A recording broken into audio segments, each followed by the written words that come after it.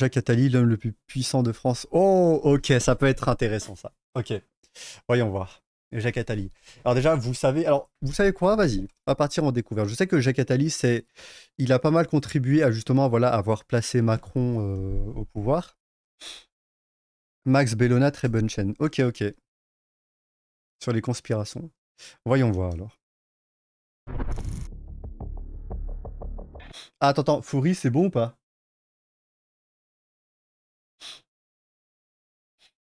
Dis-moi si c'est bon, Foury, et puis. Ok, ok, ça marche. Bon, ok, voyons voir. Jacques Attali, l'homme le plus puissant de France.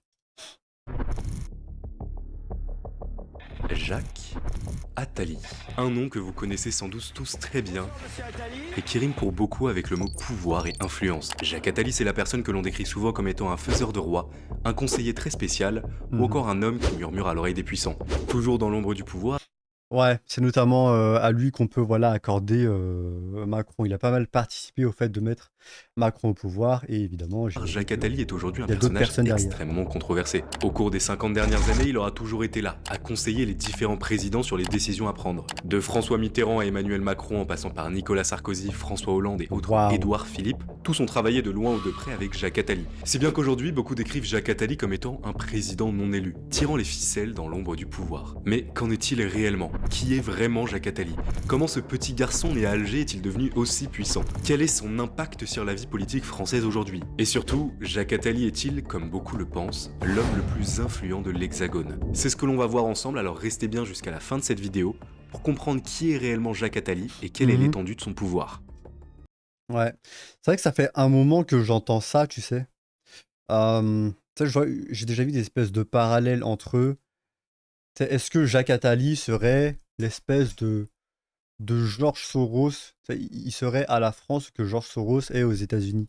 Cette espèce de figure, tu sais, dans l'ombre, qui, voilà, comme il a dit, un président non élu, quelqu'un qui est capable, voilà, un faiseur de roi, quelqu'un qui est capable de mettre quelqu'un au pouvoir sans que lui, tu sais, soit sur le devant de la scène, parce que, tu sais, le plus important, tu sais, les idées que tu fais avancer derrière plutôt que l'individu. Donc, c'est pas forcément le président le plus important. Tu sais, il y a un peu ce truc-là aussi aux États-Unis.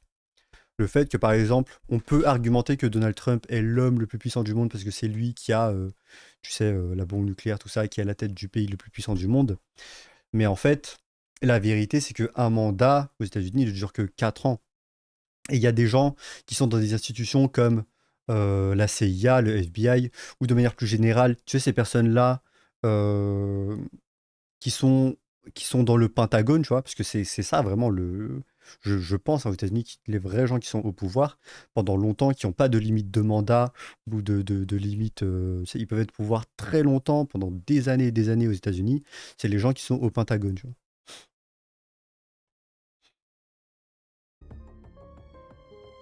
C'est le 1er novembre 1943 à Alger que Jacques Attali voit le jour. Ou plutôt que lui et Bernard Attali voient le jour, car oui, pour ceux qui ne le savent pas, Jacques Attali a un jumeau. Jacques a une enfance plutôt agréable. Son père Ross, avec ses ONG, on doit filer des thunes à l'État pour influencer, mais il n'a pas le même rôle. Ou ils n'ont pas le même rôle, et aussi je trouve qu'ils n'ont pas le même dessin, tu vois. C'est pour ça que je comprends un peu le parallèle entre Soros et Attali, mais c'est vrai qu'ils n'ont pas les mêmes dessins, tu vois. Jacques Attali, je trouve, il a un peu plus, enfin bon, on verra avec la vidéo, mais par exemple Soros, tu vois, il a investi dans pas mal d'organisations, on va dire, très pro immigration, tu vois. Par exemple, c'est la personne qui a pas mal fondé Amnesty International, hein, je pense que Edgar, tu t'en rappelles. Euh, c'est également voilà, la personne il a pas mal investi, tu sais, il y a pas mal d'embranchements, il a pas mal investi dans des organisations comme les Frères musulmans, tu vois. Il a investi pas mal d'argent là-dessus. Il a un cahier des charges assez, comment dire, assez, il a un agenda très précis, tu vois. Jacques Attali, c'est quand même un peu plus différent. Simon Attali possède une entreprise dans le domaine de la parfumerie et les affaires marchent plutôt bien. D'ailleurs, c'est ce dernier qui va inculquer à Jacques et son frère l'envie de l'excellence et de toujours être numéro 1. Jacques est doué à l'école. très doué. En fait, il est littéralement premier partout et ne supporte pas de pas connaître quelque chose. Il passe tout son temps libre à lire et à étudier et ses seules distractions Mhm. sont les parties d'échecs qu'il faisait avec son frère. Cependant, la vie de Jacques va basculer en 1954, alors qu'il n'a que 11 ans. La guerre entre la France et l'Algérie débute, forçant Jacques et sa famille à partir s'installer à Paris dès 1956. Ce départ va être un véritable traumatisme pour la famille et cet exil forcé va clairement être un événement marquant dans la vie de Jacques. À Paris, Léa Attali s'installe dans le très chic 16e arrondissement et Jacques suit alors sa scolarité juste à côté de chez lui, au lycée Janson de Sailly. D'ailleurs, pour l'anecdote, c'est à Janson qu'Attali rencontrera entre autres Jean-Louis Bianco, Laurent Fabius ou encore Charles de Croisset, des individus qui aujourd'hui sont parmi les plus puissants et influents de France. Après son bac qu'il obtient avec la mention bien, Attali décide d'entrer en classe préparatoire et de participer au concours pour rentrer dans la prestigieuse école polytechnique. Finissant 43e, il entre alors officiellement à l'X en 1963, dont il sortira major de promo 2 Je vais ans pas plus la tard, lire celle-là, en Rico. 1965. C'est d'ailleurs lors de ses études à Je vais Polytechnique pas la lire. qu'Attali va rencontrer pour la première fois celui qui deviendra son patron et son mentor, François Mitterrand. Une fois diplômé de Polytechnique, Attali va alors enchaîner les diplômes tous plus brillants les uns que les autres. Sciences Po en 1967, l'ENA en 1970, Dauphine en 1972. Bref, Jacques Attali est quelqu'un que l'on peut qualifier d'extrêmement brillant sur le plan intellectuel. Au milieu de tout ça, il effectue également un stage en 1968 dans la Nièvre, où il commencera à réellement se rapprocher de François Mitterrand. Et c'est lors de ce stage que Jacques Attali comprendra que son destin sera, quoi qu'il arrive, lié à celui de l'homme politique. C'est également durant ces années-là que Jacques Attali découvre les écrits de celui qu'il dépeint aujourd'hui comme étant son seul et unique maître, l'historien Fernand Braudel. Et ça peut vous paraître anecdotique, mais les écrits et la vision de Fernand Braudel vont fortement influencer Jacques Attali sur sa manière de voir le monde. C'est notamment les travaux de Braudel sur l'économie monde qui vont inspirer à Attali sa vision très mondialiste de l'économie, et la nécessité selon lui d'avoir un système de gouvernance mondiale. À côté de cela, Jacques Attali est également maître conférencier à Polytechnique et auditeur au Conseil d'État dès 1970. Il n'a même pas 30 ans et il a déjà un pied et 4 orteils dans le monde politique. Il publie également ses premiers ouvrages avec la sortie de Modèle politique en 1972, qui connaît cependant un succès relatif. Mais c'est en 1973 que Jacques Attali rentre dans la cour des grands. Il adhère officiellement au Parti Socialiste et commence à travailler avec celui qu'il a connu 8 ans plus tôt, François Mitterrand. À peine adhérent au Parti Socialiste, Attali se met au travail. Il devient peu à peu l'homme à tout faire de François Mitterrand et en 1974, un événement va lui permettre. Ok, donc jusque-là, c'était quelqu'un qui, voilà, il est né à Alger. Bon, après, je pense qu'il avait quand même pas mal d'argent pour faire le déménagement de Algérie à France. Et puis surtout, voilà, déménager dans le 16e. Je pense que sa famille avait pas mal de thunes. Ok, et du coup, c'est en rencontrant Mitterrand, voilà, qu'il a commencé à avoir ses griffes dans la sphère politique française, c'est ça? Permettre de faire ses preuves. Le président de l'époque, Georges Pompidou, décède subitement et des élections sont alors organisées en toute hâte. Deux candidats se démarquent alors clairement, Valéry Giscard d'Estaing d'un côté et François Mitterrand de l'autre. Et devinez qui va diriger l'équipe de campagne de ce dernier, Jacques Attali bien. Ah ouais, non, jusque-là, GG à lui, hein. Non, franchement, jusque-là, tu sais, il est pas encore... Bah ouais, franchement, c'était juste quelqu'un, voilà, d'extrêmement brillant. Et il s'est mis à côtoyer des personnalités importantes politiques. Ouais, jusque-là, tu vois, rien de spécial. Après, bon, c'est vrai que le fait que Braudel l'a influencé, voilà, comme il disait, le fait que Braudel l'a influencé, déjà, apparemment, à moins de 28 ans, il avait déjà cet esprit de, tu sais, gérer l'économie, créer une espèce de gouvernance globale, gouvernance mondiale. Et c'est vrai que ça, bon, bah, je pense qu'en général, les personnes qui sont un peu nationalistes, donc la droite conservatrice en France, ou j'ai envie de dire un peu partout en fait, je pense que c'est pour ça qu'au bout d'un moment, les gens ne sont pas d'accord avec ça, tu vois. La gouvernance mondiale existe depuis longtemps. Le but de l'UE, c'est un peu ça. Ouais, je pense, bah, déjà, plus que l'UE, je pense que c'est l'Occident, tu vois, en cohésion avec les États-Unis. Tu sais, Bruxelles, tout ça. C'est pour ça que Trump, c'est un peu un externe. C'est un externe qui est venu casser tout ça, et c'est pour ça qu'il avait fermé des institutions comme l'USAID, ce genre de choses, tu vois, qui sont des magouilles pas possibles d'argent, de blanchiment d'argent, ou de manière aussi d'influencer le monde, parce qu'il n'y a pas que du blanchiment d'argent, c'est aussi des manières d'influencer le monde, tu vois, par des moyens qui sont très peu éthiques. Bien entendu. Enfin, Pas vraiment. C'est bien Jacques Attali qui va diriger l'équipe de campagne de François Mitterrand, mais il va utiliser pour cela un pseudonyme, celui de Simon Terre. Attali s'active. Il sait que François Mitterrand a ses chances, et il veut tout faire pour l'aider à gagner. Ce qu'il faut comprendre, c'est que Jacques Attali voue une admiration sans limite à François Mitterrand, et que selon lui, c'est la seule personne capable de diriger la France correctement. Attali va donc faire tout son possible pour que François Mitterrand gagne cette élection. Il s'occupe notamment du rapprochement entre Michel Rocard et Mitterrand, et s'assure du soutien du chancelier ouest-allemand de l'époque, Willy Brandt. Du fait de son caractère inattendu, la campagne présidentielle est quelque peu chaotique, et surtout extrêmement courte. Un mois à peine après la mort de Georges Pompidou, le premier tour de l'élection présidentielle a lieu. Et la surprise, François Mitterrand arrive largement en tête, avec plus de 43% des voix dès le premier tour, devançant Valéry Giscard d'Estaing de 11 points. Hélas pour Mitterrand et Attali, le second tour de l'élection verra Giscard d'Estaing l'emporter, dépassant son rival d'à peine plus de 400 000 voix. C'est d'ailleurs encore aujourd'hui le second tour le plus serré de l'histoire de la 5ème République. Mais malgré cette défaite rageante, Jacques Attali reste positif. Il le sait, la prochaine fois ça sera la bonne, et dès lors il commence déjà à placer ses pions en vue de la prochaine élection qui aura lieu 7 ans plus tard en 1980. Attali est jeune, enthousiaste et passe alors les années suivantes à consolider son influence au sein du Parti Socialiste, et notamment auprès de François Mitterrand. Il devient notamment directeur de cabinet de Mitterrand dans l'opposition et en profite pour travailler sur plusieurs projets au sein de son parti politique, notamment la rédaction de la fameuse commission Projet Socialiste en 1978. C'est également à cette époque qu'Attali commence à placer ses pions au sein du PS. Il y a bien entendu Laurent Fabius, qu'il a connu à Janson et qui est devenu l'un de ses très bons amis. Mais il y a surtout ses deux petits protégés, François Hollande et Ségolène Royal, dont on aura l'occasion de reparler un peu plus en détail François dans la Hollande et suite de cette Ségolène vidéo. Royal. À côté de ça, Jacques Attali s'implique également dans différents secteurs, notamment l'humanitaire. Il crée en 1979 avec d'autres intellectuels une organisation à but non. Ah, et d'ailleurs, c'est vrai que c'est intéressant aussi à noter, tu sais, contrairement à George Soros, qui, tu sais, c'est pas le lendemain la veille qui va aller aider le parti républicain. Là, la différence, c'est que Jacques Attali, tu sais, il a aidé des personnes, que ce soit de gauche ou de droite. Par exemple, tu sais, voilà, il a aidé. Comment il s'appelle? Comment il s'appelle ce type déjà? Putain. François Hollande, comment j'ai pu oublier son nom? François Hollande. Et il a aidé, alors d'un autre côté, voilà, Macron et Sarkozy, qui eux, bon, bah, c'est la droite, tu vois. Et c'est vrai que lui, hein, il en a pas grand-chose à faire, on va dire, des questions sociales. Il voit un peu plus de manière globale. Ce qui l'intéresse, lui, c'est un peu plus, je pense, l'économie de vouloir, comment dire. Peut-être que je peux me tromper, tu vois.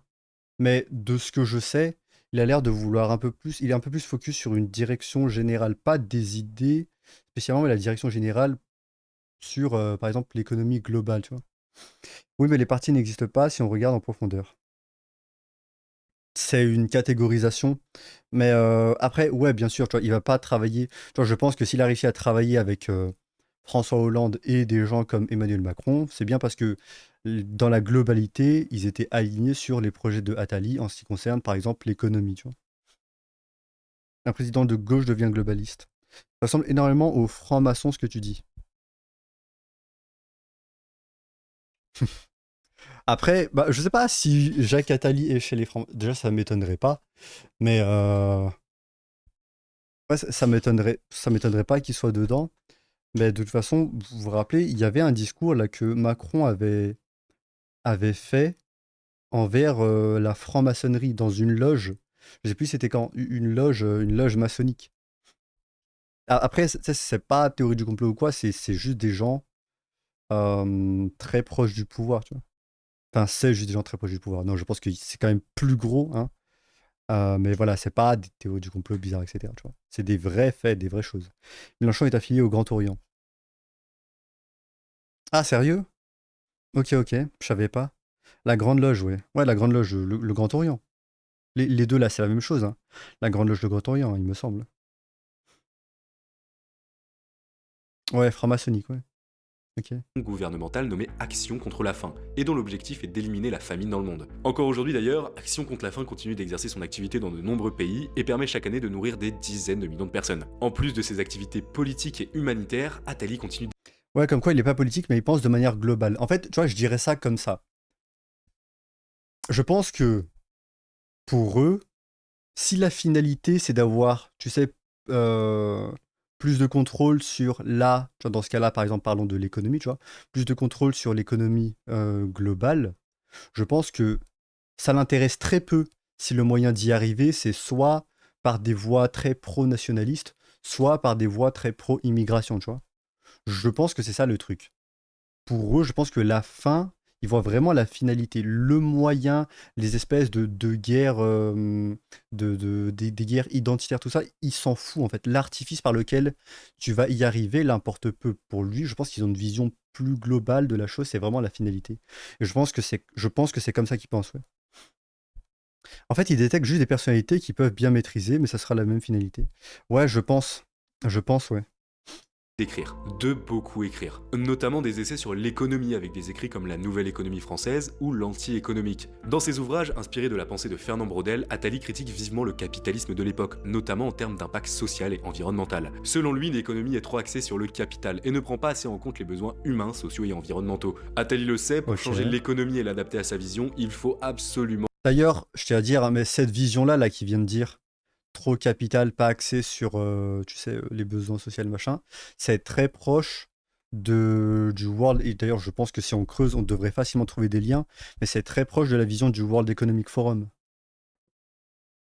Je ne sais pas s'ils sont affiliés, hein, Attali et le World Economic Forum, mais je pense, en tout cas, je vois les mêmes dessins.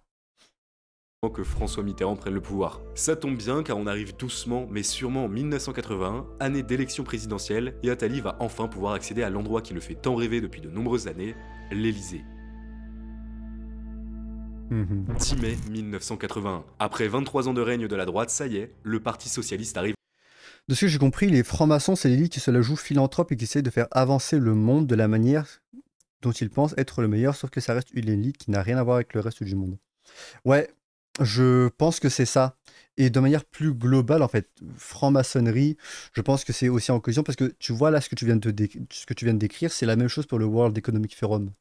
Le World Economic Forum, géré par, bon, anciennement Klaus Schwab, parce que maintenant il a pris sa retraite, mais World Economic Forum. Euh, Ça, tu vois, par exemple, ça partage totalement la vision que tu viens de dire, c'est-à-dire une espèce d'élite. En fait, voilà comment je le décrirais, tu vois. C'est une espèce de boys club très privé, très puissant, très influent, très riche, avec beaucoup de pouvoir, dont tu ne fais pas partie, qui a une vision du monde très claire.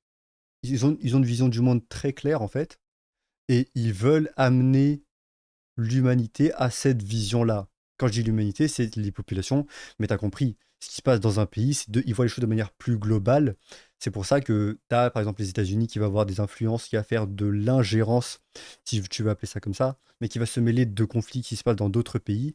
C'est pour ce dessin-là, c'est pour avoir le dessin plus global qui est de faire avancer l'humanité. Et attention, tu vois, je pense pas que, tu sais, ils sont pas nécessairement maléfique ou quoi, tu vois, c'est pas, ils pensent pas faire le mal en faisant ça, tu vois. Moi, je suis pas d'accord avec ces idées-là, donc je le vois en mal, mais tu sais, c'est pas comme si, tu vois, ils visaient à, je sais pas, tuer tous les juifs comme a pu le faire Adolf Hitler, tu vois. Ils pensent pas faire ils pensent pas faire le mal non plus. En fait, ils ont leur vision des choses. C'est juste que moi, personnellement, et beaucoup de gens aussi, ne sont pas d'accord là-dessus. Parce que pourquoi? Parce que ça passe par quoi, tu vois, cette vision globale. Moi, c'est mon avis là-dessus, hein, et vous allez me dire ce que vous en pensez. Mais je pense que cette vision globale des choses, ça passe aussi par le fait de briser, on va dire, briser les barrières. Comment je peux dire ça comme ça? En fait, cette vision globale vise à briser la culture des pays. Donc, en gros, défaire les espèces de limitations qui fait ce qu'un pays est un pays. Donc, tu sais, la culture sociale de tout un pays, la culture française, ce genre de choses, ça vise à détruire tout ça, tu vois. Le World Economic Forum, c'est comme le Bilderberg. Le World Economic Forum, bah, tu l'as sûrement déjà vu, hein, que Klaus Schwab, je pense que tu sais, mais c'est exactement ce qu'a décrit Deidou. Et il décrivait la franc-maçonnerie, tu vois. C'est basiquement l'élite qui se la joue philanthrope, c'est des gens qui ont une vision du monde, voilà, tu vois, qui ont une vision du monde très distincte pour l'humanité. Ils veulent faire avancer, voilà, tu peux voir Bill Gates, Bill Clinton, ils ont une vision distincte pour l'humanité, ils veulent le faire avancer vers ça. C'est juste que, voilà, il y a beaucoup de gens qui sont pas spécialement d'accord, dont moi aussi, tu vois. Et c'est exactement ça, ouais. C'est une élite qui se la joue philanthrope et qui essaye de faire avancer le monde de la manière dont eux, ils le voient. Sauf que le problème, c'est que c'est qui eux, tu vois. En fait, c'est des gens selon moi, tu vois, c'est comme ça que je vois les choses. C'est des gens qui se prennent pour des dieux. Parce que c'est pas à eux de décider comment l'humanité est censée avancer, tu vois.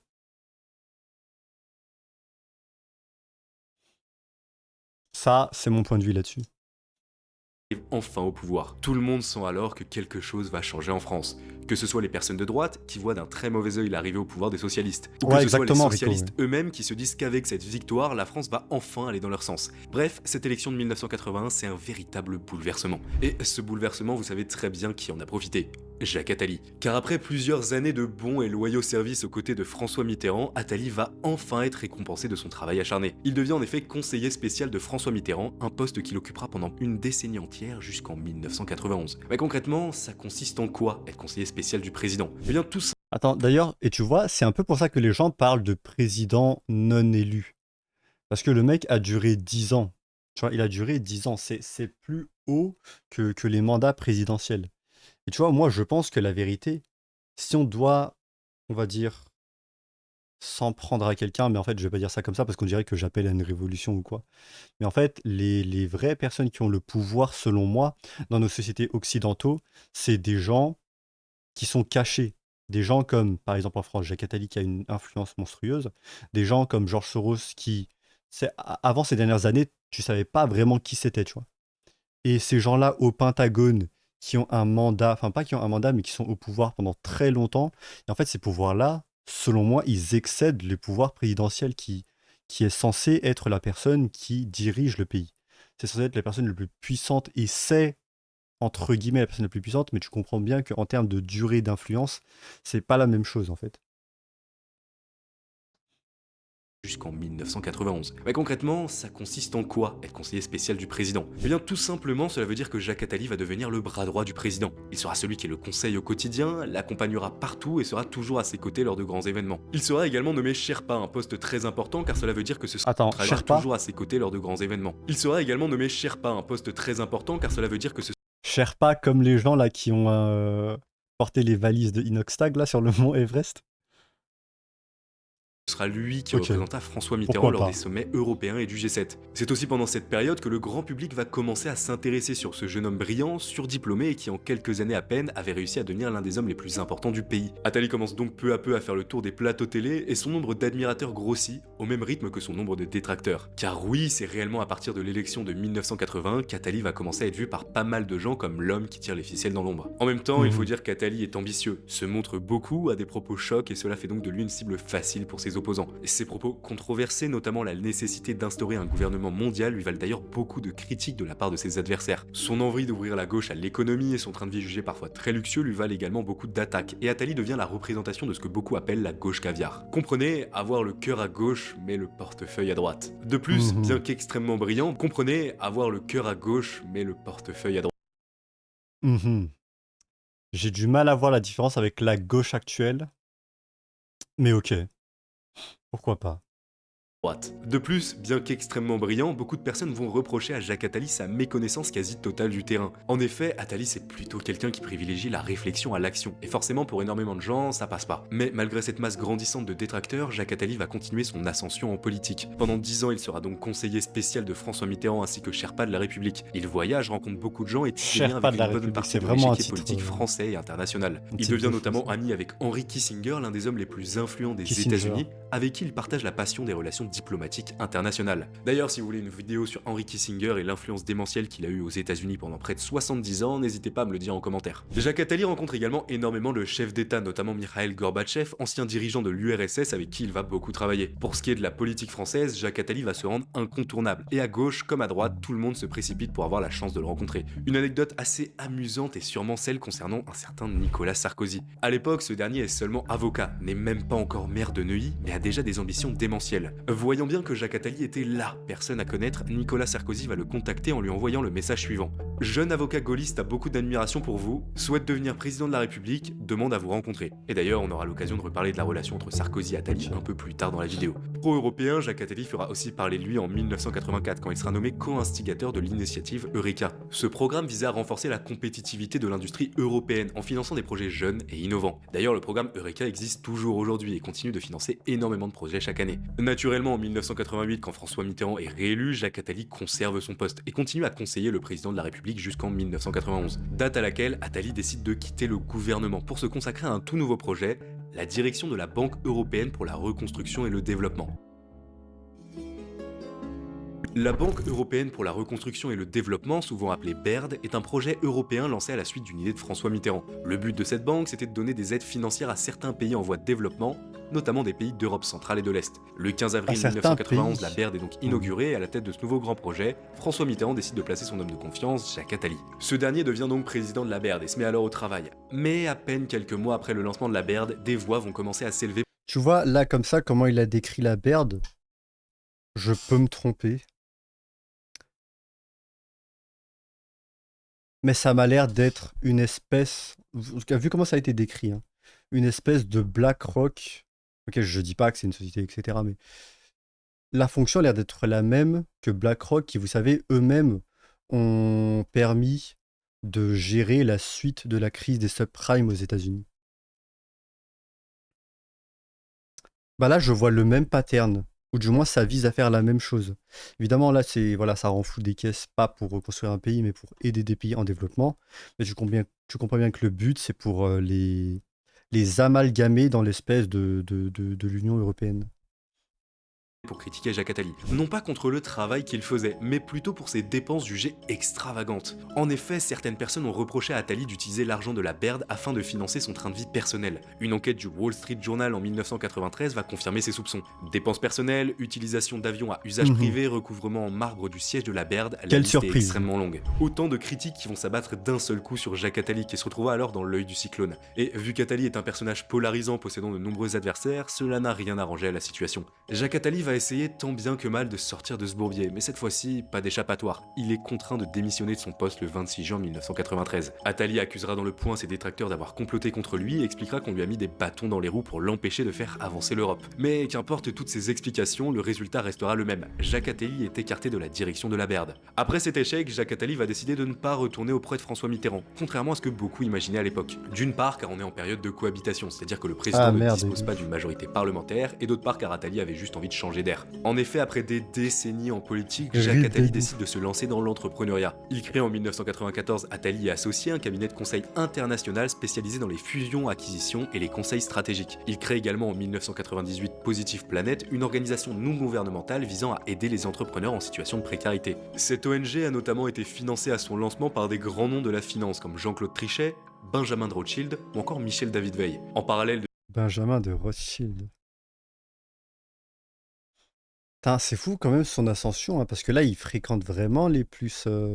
Après, tu vois, regarde, même là, tu vois, parce que là, on s'approche de la fin de la vidéo, même là, c'est Big W, parce que le parcours qu'il a fait est vraiment. Enfin, qu'est-ce que tu peux faire d'autre à part applaudir, hein. Après, attention, hein, ça veut pas dire que je suis spécialement d'accord avec lui ou quoi, je maintiens. Ouais, mais vraiment, hein.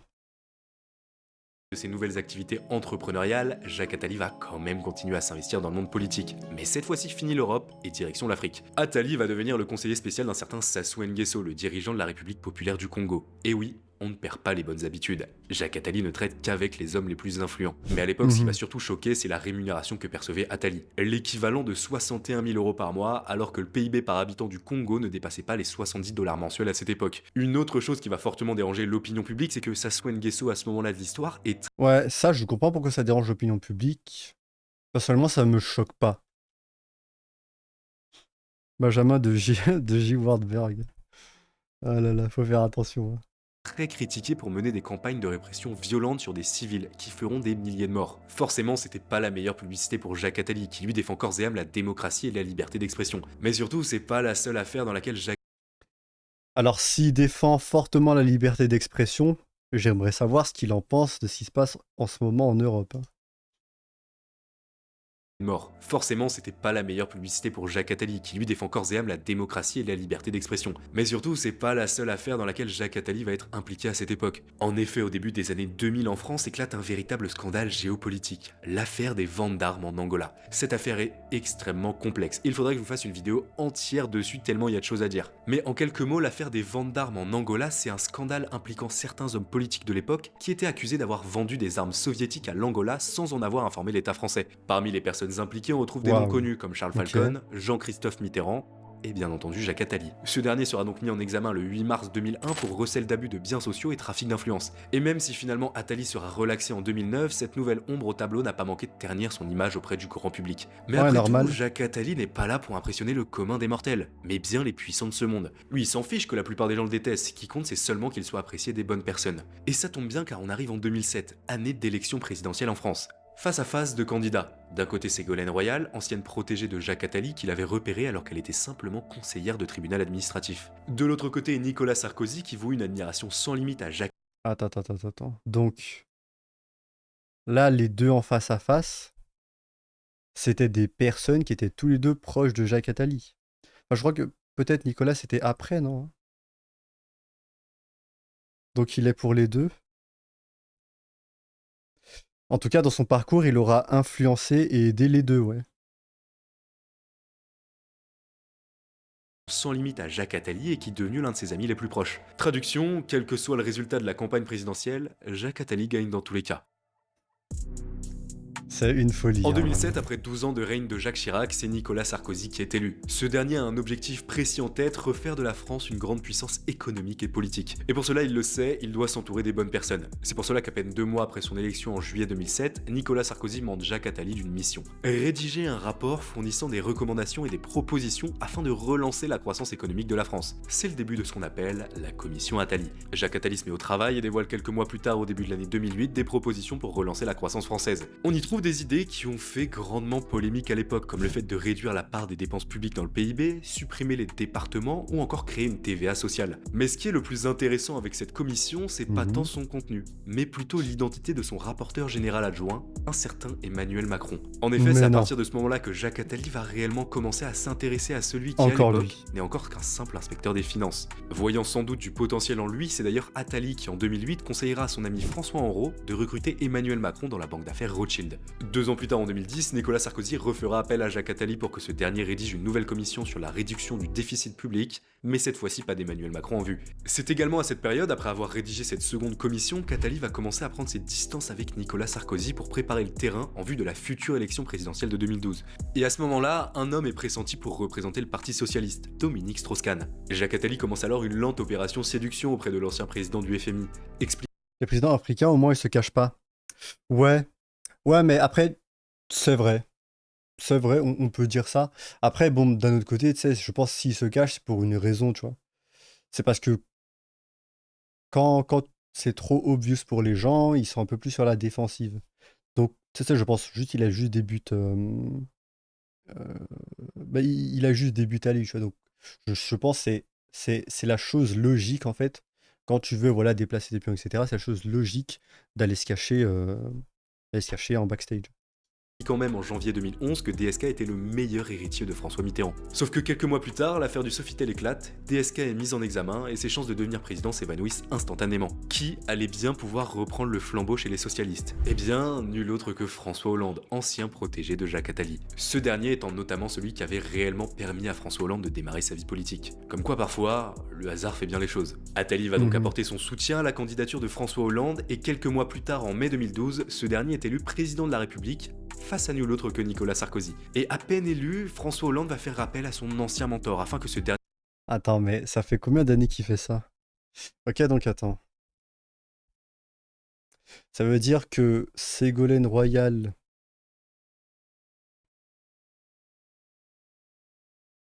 Ça veut dire que ça fait depuis, allez, au moins 20 ans, c'est ça? 20 ans qu'il influence les sphères politiques françaises. Enfin, j'imagine que c'est plus large que ça, évidemment, puisque ça date de Mitterrand. Mais c'est vrai qu'arriver à un point où il manipule les deux parties, enfin, ou plutôt où il est derrière les deux parties, ouais, c'est un hunter. Dans ce cas-là, ma question, c'est la chose suivante. Est-ce qu'il a de l'influence sur les réseaux de Mélenchon et le RN? Parce qu'aujourd'hui, c'est probablement ce qui va se passer en face à face à la fin, tu vois. Enfin, je sais pas, peut-être pas le Mélenchon, mais en tout cas, RN, c'est sûr. C'est sûr, le RN sera face à quelqu'un, tu vois. Non, je pense pas, perso. Ok. Ça, c'est pour divertir les gens. Gros, c'était juste un problème d'affichage. Ah, ok, ok. J'ai eu chaud. Ok, ok, bah tant mieux. Mais attends, t'es sur ton tel là? Pourquoi t'es sur ton tel? Lui remettre un rapport sur l'économie positive et responsable. Indispensable Attali. Mais vous commencez à le connaître, Jacques Attali regarde toujours vers l'avant, jamais vers l'arrière. À peine François Hollande élu, il voit bien que le costume de président est trop grand pour lui. Et il se met alors en tête de dénicher son successeur pour 2017. Et c'est là que Jacques Attali se souvient de son petit protégé qu'il avait aidé quelques années plus tôt lors de la rédaction de la commission Attali. Son nom, Emmanuel Macron bien entendu. Dès que François Hollande arrive au pouvoir, un groupe de plusieurs patrons dont Gérard Mestralet, Jean-Pierre Clamadieu ou encore Bernard Attali dépose donc une requête officielle pour que Emmanuel Macron soit nommé au poste de secrétaire général adjoint de l'Élysée. François Hollande s'exécute, Mhm. et voilà comment Emmanuel Macron est rentré en politique. Bon, en réalité, ce n'était pas la première fois que François Hollande entendait parler d'Emmanuel Macron. En effet, en 2010, les deux hommes s'étaient rencontrés par l'intermédiaire d'un ami commun, un certain Jacques Attali bien évidemment. Décidément, il est vraiment partout. 2 ans après, en 2014, Emmanuel Macron devient même ministre de l'économie, et quelques mois plus tard, en 2015, il présente un projet de loi nommé Loi pour la croissance, l'activité et l'égalité des chances économiques. Et la particularité de ce projet, c'est que c'était une loi qui reprenait les grands principes de la commission Attali de 2008. Avec la promulgation de Ok. cette loi, Jacques Attali est conforté dans son choix de miser sur le jeune ministre. Sorte de créature hybride entre la droite et la gauche, mondialiste, pro-système et surtout à l'écoute d'Attali, Emmanuel Macron est devenu le candidat parfait pour la campagne présidentielle de 2017. En attendant cette date, Jacques Attali en profite pour continuer à jouer à son sport favori, murmurer à l'oreille des puissants. Il dîne souvent en tête avec François Hollande à l'Élysée et est chargé de rédiger une nouvelle commission sur la francophonie. Mais bon, le temps avance et nous voilà désormais en 2017, année d'élection présidentielle. À la surprise générale, François Hollande ne se représente pas et c'est Emmanuel Macron qui est le grand favori de cette élection. Il deviendra d'ailleurs bel et bien président en mai 2017 et si vous doutez encore de l'influence qu'a eu Jacques Attali sur sa percée en politique, écoutez ces propos qu'a prononcé Attali le jour de l'élection de Macron. Emmanuel Macron, c'est moi qui l'ai repéré. C'est même moi qui l'ai inventé, totalement. À partir du moment où je l'ai mis Ah oui. rapporteur, où il Il y n'y a avait pas besoin de flex non plus, hein.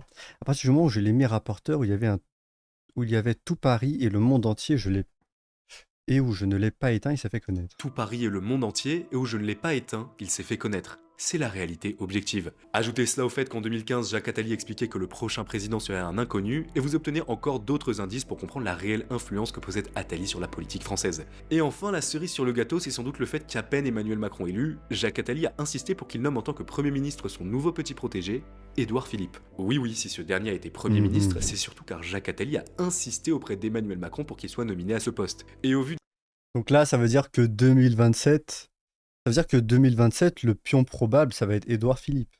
Et d'ailleurs, c'est vrai que ces derniers temps, c'est vrai que c'est un nom que j'ai entendu pas mal revenir. Non, laissez-moi la DGSI, pitié. La DGSI sur les codes de Deidou.